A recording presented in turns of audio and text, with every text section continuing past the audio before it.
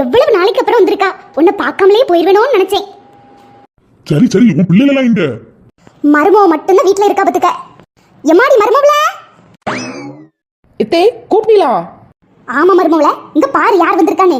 நான் சொல்லுவேன் பத்தியா, எங்க அண்ணே சின்ன வயசுல பம்பாய் பட்டணத்துக்கு போனான்னு ரொம்ப நாள் கழிச்சு இன்னைக்கு வந்திருக்கான். இதுதான் எங்க அண்ணே. ஓ அப்படியா? சித்தப்பா நல்லா இருக்கீங்களா? ஆமாமா ஆமா.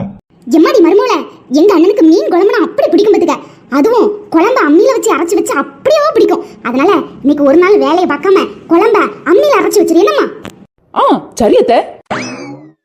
பரவாயில்லையா உன் மருமவா? சொன்ன பேச்ச உடனே கேட்டியா? என் மருமவா சொல்ல தட்ட மாட்டா. சுத்த தங்கம். 2 மணி நேரத்திற்கு பின்பு மணி 2 இன்னும் சமையல முடிக்கலையா? எம்மாடி மருமவள, என்ன இது? அத்தை நீங்க தானே குழம்பு அம்மியில ஊத்தி அரைக்க சொன்னீங்க, அதான் குழம்பு ஊத்தி அரைச்சிட்டு இருக்கேன்.